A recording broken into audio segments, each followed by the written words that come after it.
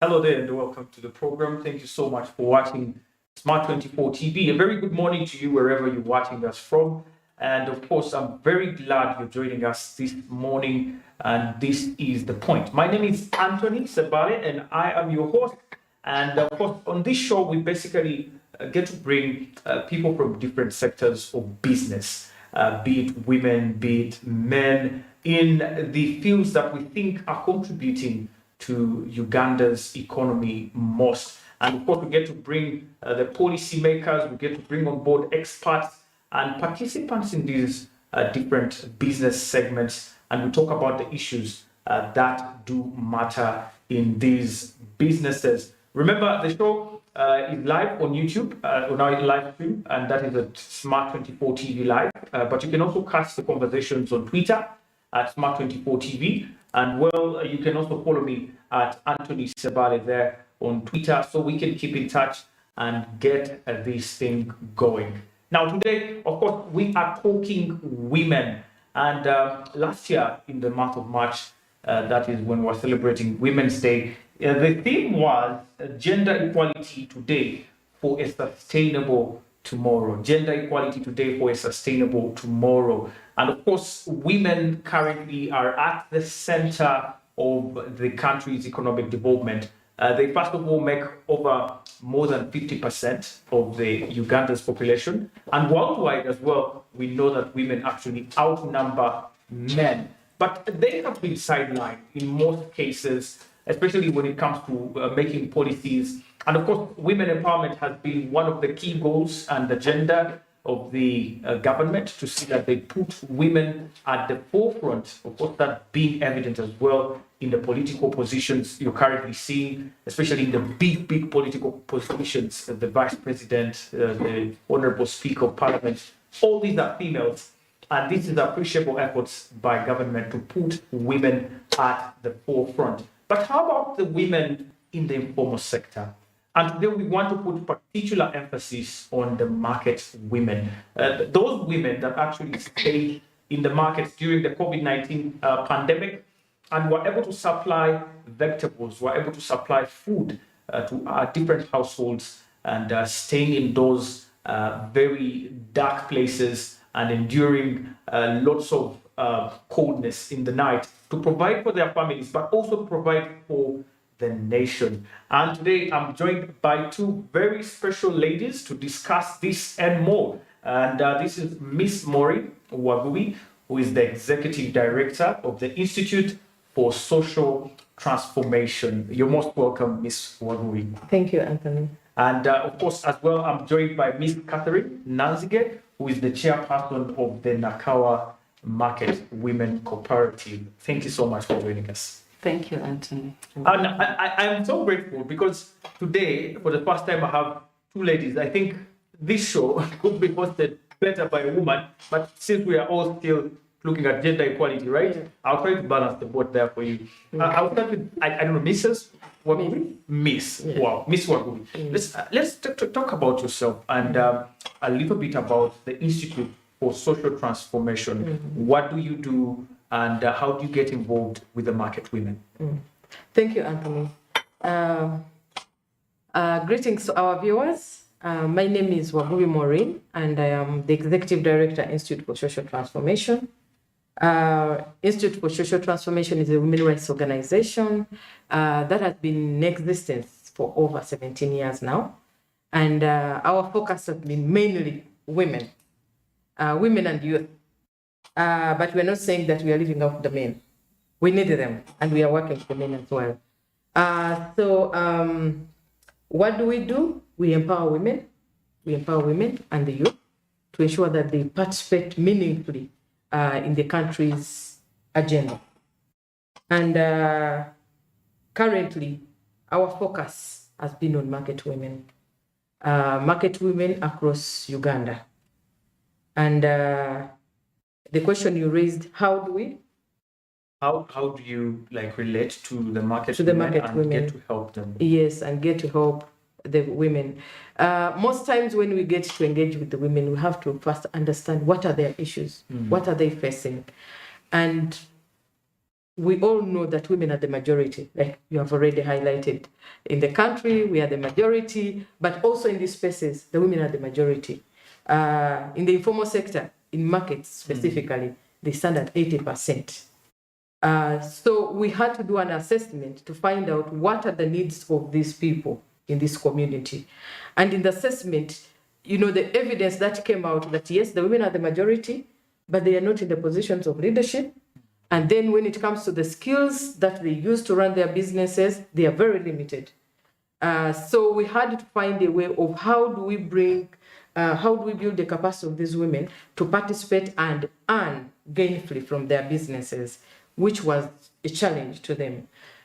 So we had to, get to the structures of these markets, leaders, engage with the leaders to give us the platform. Because there is no way as IST we would just go and enter these spaces, which the leaders welcomed. And for them, they felt the women didn't have capacity to participate in leadership. They were not ready, they were shy. So we had to come from that angle to ensure that the women's capabilities are boosted. So we have different models that we use to engage these women. And one of it is called the Market Women Model. That has our center on transformational leadership, business management, which is financial literacy. We have issues to do with gender-based violence, because those are some of the issues that affect these women. We are finding issues of sexual harassment within these spaces, and women didn't have a voice, to talk about some of these issues. But again, when we take back, even the way they unite as women within these spaces was also a challenge. So we are looking at how to position the women to work together as a team. So we had to ensure that we form these, teach them on how to form cooperatives to enable them access finance, but also uniting them as a team.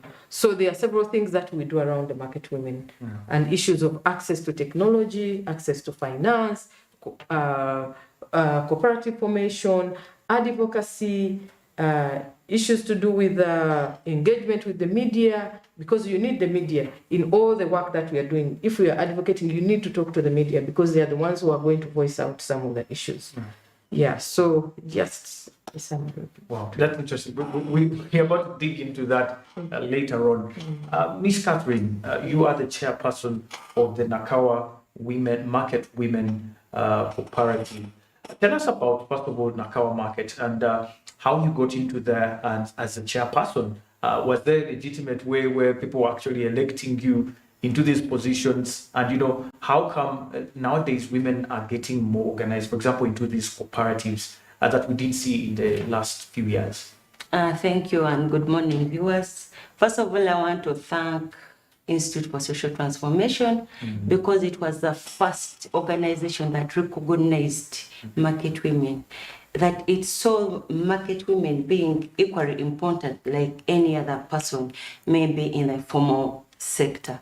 So when they came to the market, by that time I was a committee member, and they went through the chairman's office, and the chairman was called. Then I was given that responsibility to mobilize the women for the trainings. But it wasn't easy in the first place because these women didn't want to leave their stores. You would move and move, but it was a process. They eventually liked it. We were trained through business literacy, business management, customer care, mentorship. And through this mentorship, we were able to form the different groups in the different sectors. We formed 8 groups under the IST organization, but we were further advised by IST to form a bigger organization that would unite all of us. So we formed the cooperative. But under this cooperative, we had to go through elections. Yes, and they gave in names and I was elected to be the chairperson. Yeah, so we registered, we went to the Register of Cooperatives and Trade. We got a certificate and people started saving their money because now the first members we got were the members from these circles, the different groups that we formed. They were the first members, but again, we had individual members that wanted to join, and we also gave them room to join the cooperative. Yes. Oh, interesting. Talking about the cooperative itself, is it entirely about savings, or there are actually other benefits that come from people, for example, being in the cooperative, the Nakawa Market Women Cooperative? Yeah, first of all, it's about savings. Its main aim is about savings, but also we engage in other activities, like we make liquid soap, but this was also after the training that we got from IST. IST trained us, so we get time, we go and sit in our office and we make liquid soap. Like now, children are about to go back to school, we shall make that liquid soap. We sell from different stores such that we all benefit. And this money helps us as a cooperative. You know, we have expenses that we make. Like we have the savings collector, we have to pay her every month. We buy stationery, so at least that income that we generate. And also, we started selling briquettes as a cooperative. Though now we want to get the proper training, if we can do it ourselves.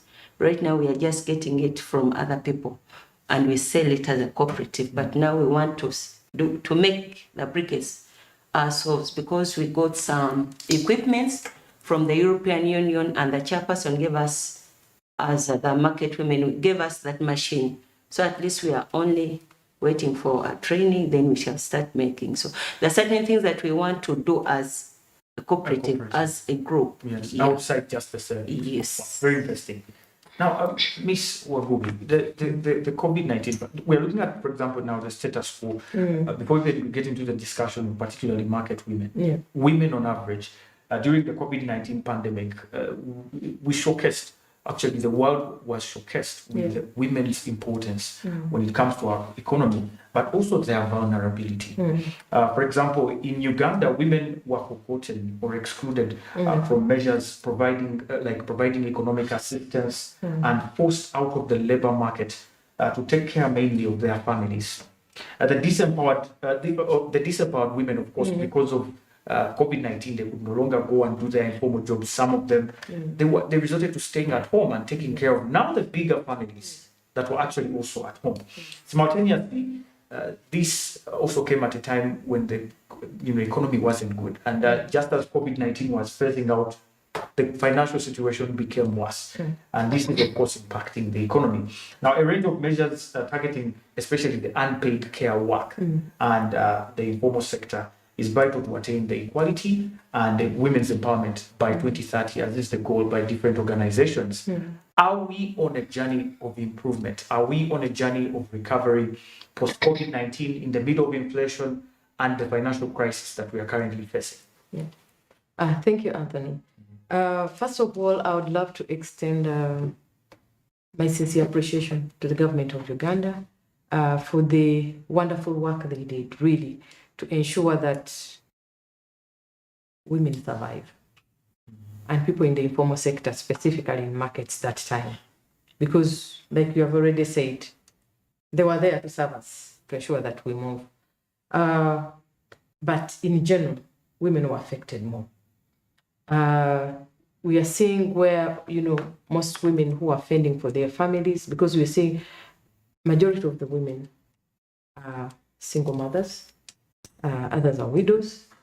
Others, yes, the husbands are there, but they don't care. It's the women who are taking care of their homes that they have now to juggle, taking care of your children, fend for them, get food. Health issues were there, but nowhere to earn.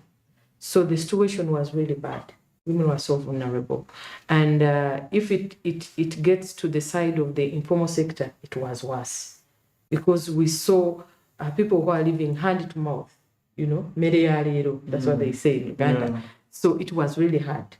People were not able to move to go to, to the markets to go and buy food.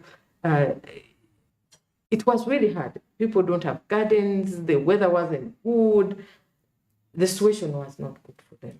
So for me, I feel businesses were disrupted, people lost capital because whatever you had saved now, you had to consume it for 2 years when the lockdown.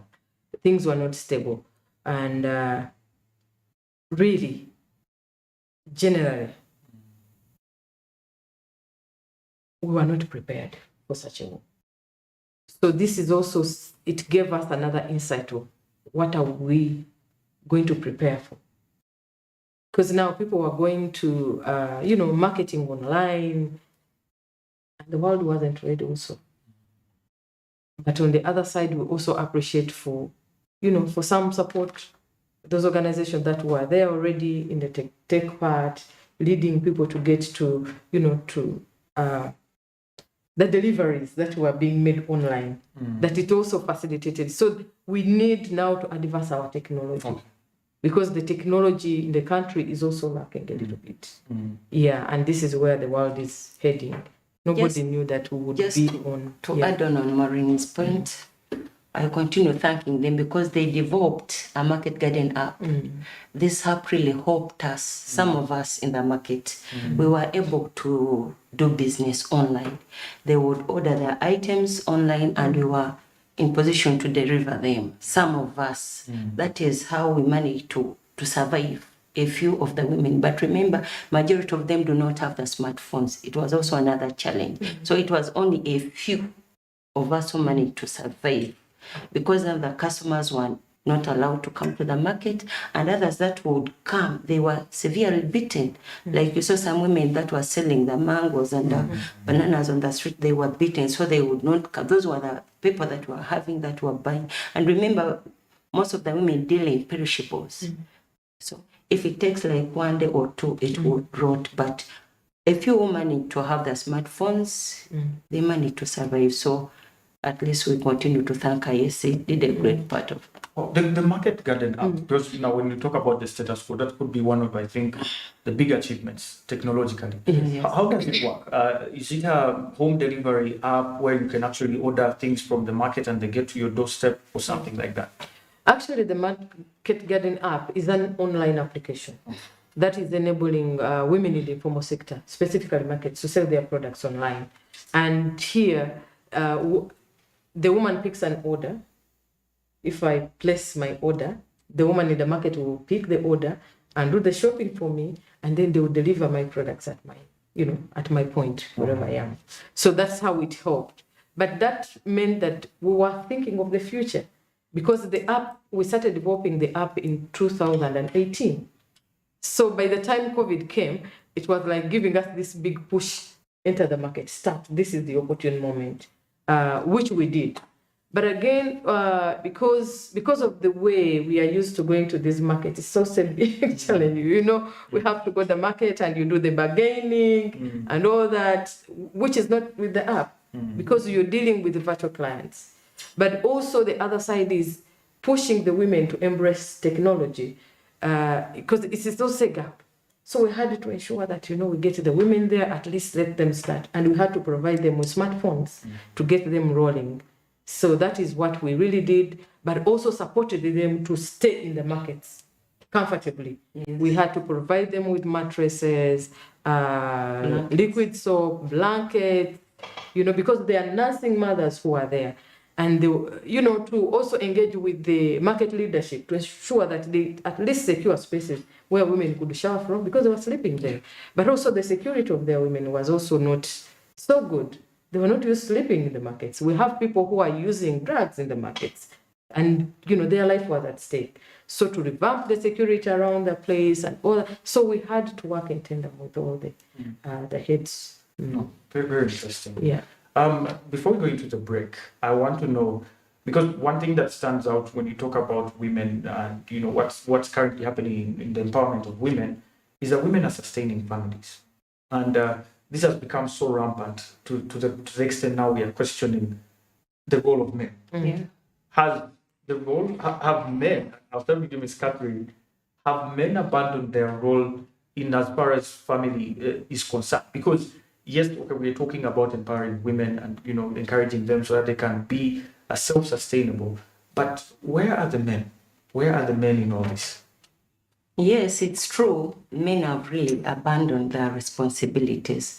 Because I'll talk about Naka Market, being a leader on the committee and being the chairperson of the cooperative. At least I go around, I talk with these women to find out the various problems, especially when it comes to gender-based violence.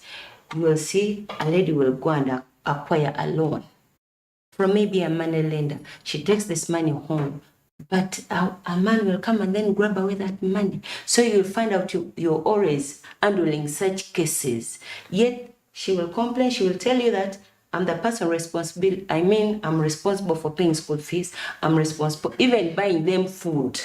And at times, this man is going to question, why have you cooked beans today?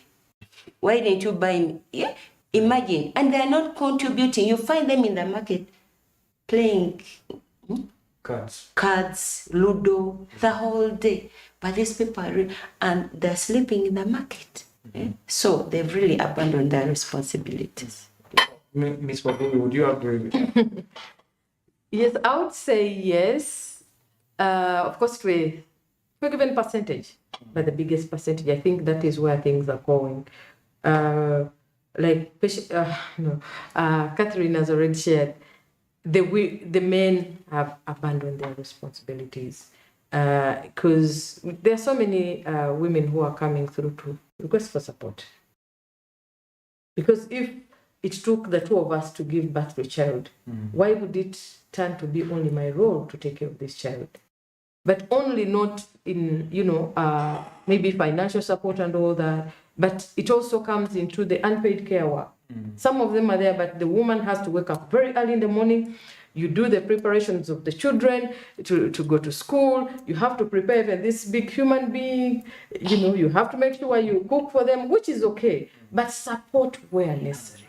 You understand? That even when the woman falls sick, it's even very hard for her to say, I'm sick, because who is going to take care of the children? That you have to find your way of working.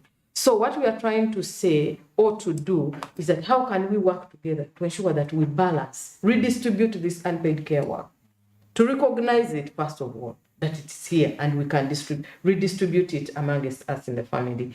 And the other is that men have to work. Because where we are seeing now, men are going in. For women who are working, by the way, things are turning. You want a woman who is working because she will be able to take care of you and take care of the children. It is embarrassing. It's very embarrassing. But you're not, running to your game and ensuring that your family runs. That's where we are finding now families breaking up. And it's going to increase on the look of things. So we need to get back to the roots. That's why I'm saying we cannot work with women alone. We need the men too, to get them there. And it's everybody's responsibility. Well, Ms. Wabui, I don't think we are going to end that argument there. And we are going to get into a break. But according to a study also conducted by the Economic Policy Research Center, it notes that in Uganda, women and girls spend on average around 20 hours doing unpaid work, care work. And this is twice as much as men and boys per week. Are we still looking at the gender balance here, gender equality, or we are not? And then as we empower women, like you've mentioned, men have become more reckless. Are we now looking at starting a debate on men empowerment as well? Yes. Thank you so much. We are going to take a very short break and we return shortly. My name is Anthony. You're watching The Point. Stay with us.